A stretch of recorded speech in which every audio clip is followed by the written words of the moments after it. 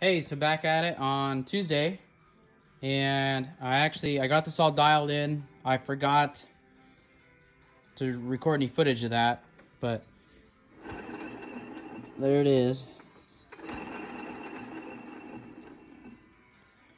So I'm gonna go ahead and get my boring bar out.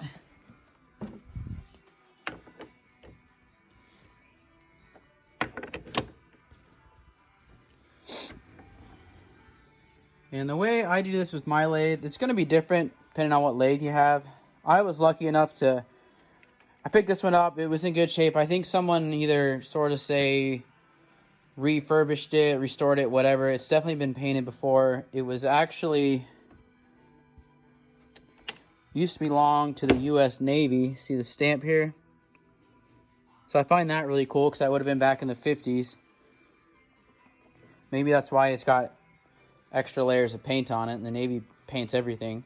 But yeah, so what I was saying is I came across a guy on eBay shortly after getting this who made this mount right here. It actually is for a South Bend 9 and 10, but those are very similar lathes to the Logan. And he made this mount that can hold a dial indicator, and it's very useful because basically now I have, oh man, what do you call that? It's called DRO, which I forget what that stands for. Directional, DRO, digital readout something. All the newer lathes have these, but they're all electronic. Anyways, it's what I would call a poor man's DRO. So I can see how much I'm actually moving, because when I first got it, I tried to just strictly go off these dials, and that's how much play there is in this. So I just found I couldn't get consistently accurate cuts. But once I got this set up on here, see, look at this. You can see both at the same time.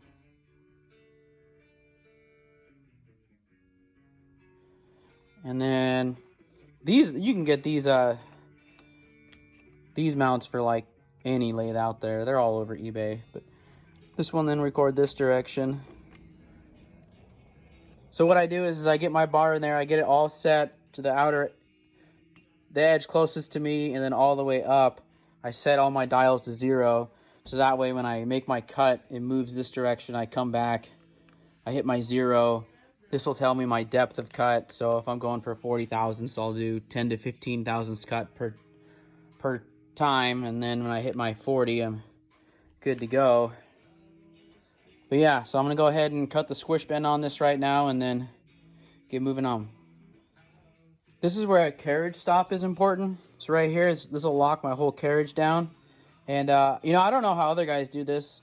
There's not a ton of videos out there with doing the machine work side of porting.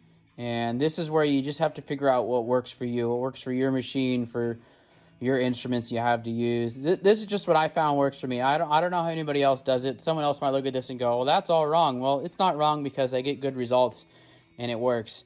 It's just the way I do it. But so I got it all zeroed out.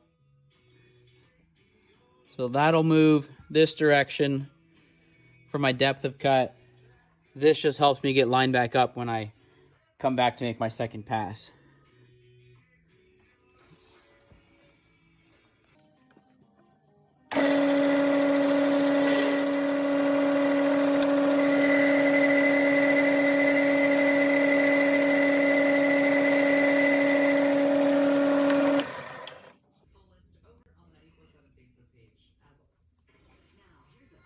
Now I'm going to set it back to my 0 on this dial indicator over here.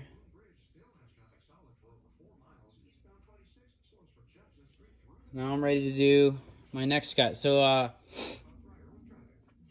had my carriage locked when I hit my 0s.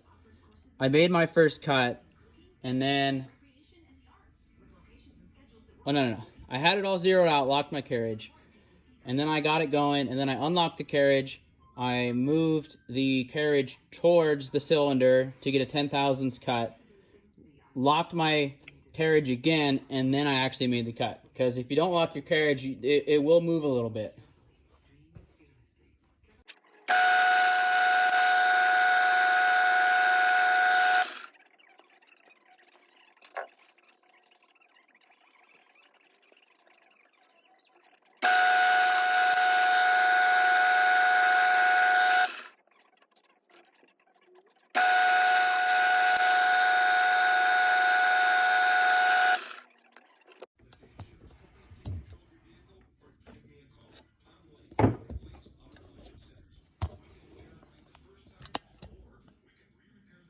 There it is.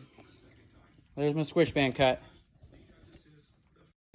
Here's a little tip for you. So actually, to do all this stuff, to dial in, you need to use both. You need to tighten one and loosen one at the same time. Well, I only have one of these chucks, and I've been meaning to make another one, and I was planning on cutting an old tap off here, like right here, then making my own T-handle. But this has been working so well, I just stopped caring. But also what I do is, a lot of times I have to reverse these teeth, because this works really well for the plates, and then if I'm gonna chuck something else up, I gotta flip it around. Well, if you just put this in a drill, it's a lot quicker than doing it by hand. You just gotta be a little careful that you get it in there right when you start.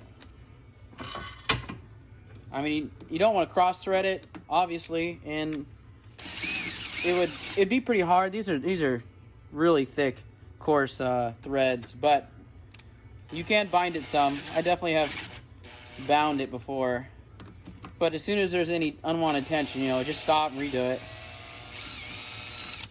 But this is a huge time saver compared to doing this by hand.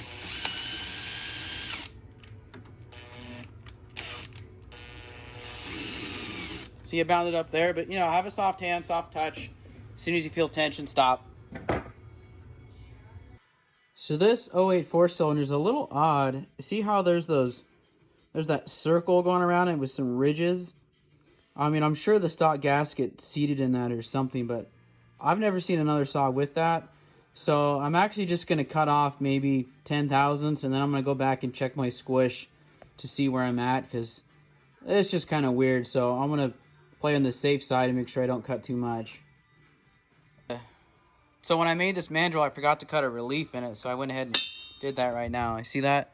Now I can get my bit kind of up in there.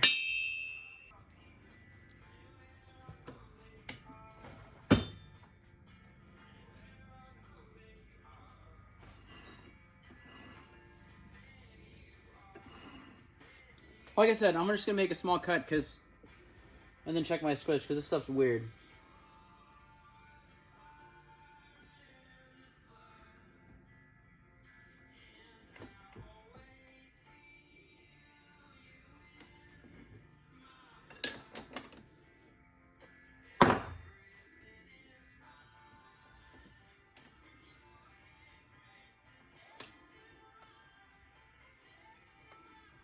Alright, I'm getting everything zeroed in.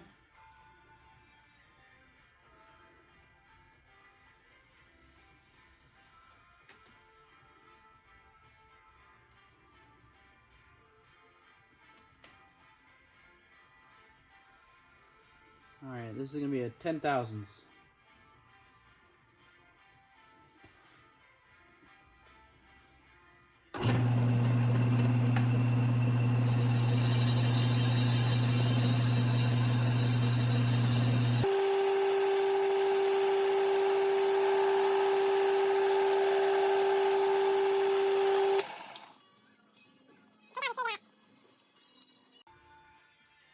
I want to see where that puts me.